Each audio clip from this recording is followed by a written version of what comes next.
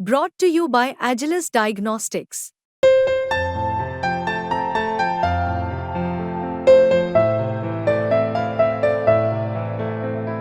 Agilus Diagnostics.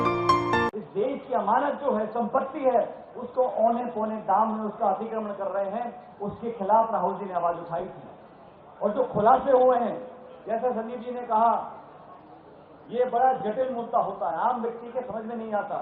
लेकिन मैं आपको उदाहरण देना चाहता हूं, जिस थाने में कोतवाल पर आरोप लग जाए कि तो अपराधी से मिला हुआ है, तो वो थानेदार जांच नहीं कर सकता।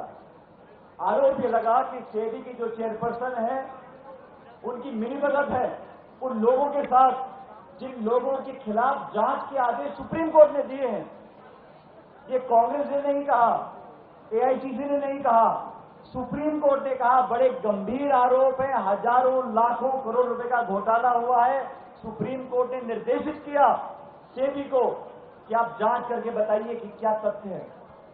अब जांच करने वाले जो हैं, उन्हीं के जब आरोप लगे हैं और तथ्यात्मक आरोप है, ये कोई छुपी हुई बात नहीं है, तो सरकार ने ऐसी चुप्पी साध ली कि कोई जवाब नहीं मिला। हम लोगों ने मांग करी कि एक जेपीसी बने, ज्वाइंट पार्लियामेंट्री कमेटी। और मैं भाजपा के साथियों से पूछना चाहता हूं, बहुमत तो आपका है पार्लियामेंट में, अगर जेपीसी बनेगी उसका चेयरमैन भाजपा का होगा, अधिकांश सदस्य आपकी पार्टी के होंगे, और आप लोग जो हमेशा कहते हो कि विपक्ष के नेताओं पर ईडी के छापे, इनकम टैक्स के छापे, सीबीआई के छापे, और बोलते हो अगर गलत नहीं किया तो जांच से क्यों डरते हो। तो हम तो कह रहे हैं जेपीसी का चेयरमैन आपका, जेपीसी का बहुमत आपका, अब जांच तो कराओ। जब तक जांच ही नहीं कराओगे तो तथ्य तक कैसे पहुंचेंगे। जनता का, देश का, कानून का कोई विश्वास नहीं है सेबी के अंदर।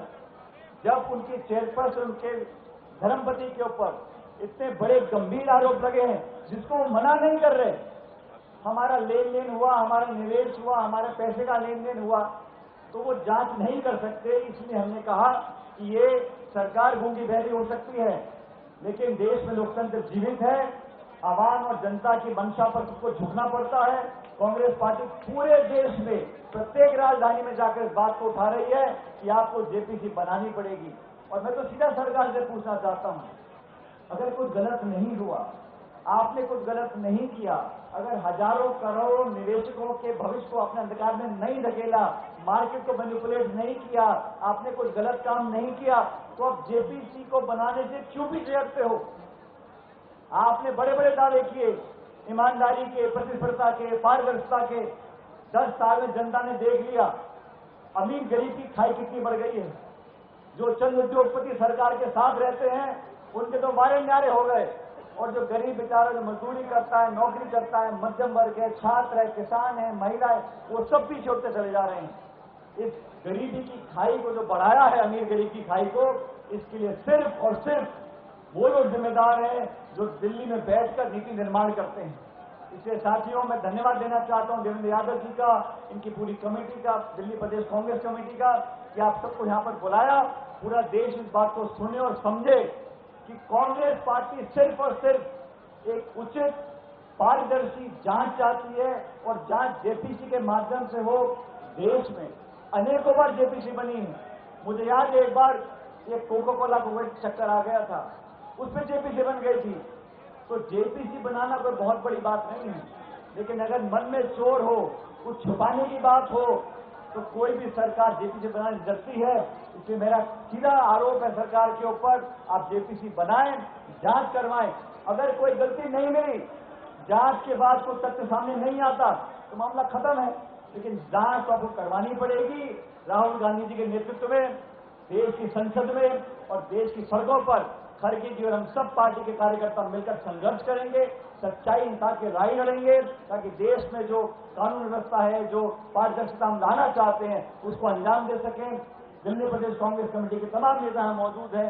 मैं आप सबका धन्यवाद करता हूँ कि आपने मुझे यहाँ पर अपनी बात रखने के लिए बुलाया। और आप सबको कहना चाहता हूँ जो हमारे कांग्रेस कार्यकर्ता हैं, अभी अभिषेक जी बोल रहे थे झंडा, बैनर, पोस्टर, अब समय आ गया, दिल्ली में भी चुनाव आने वाले हैं।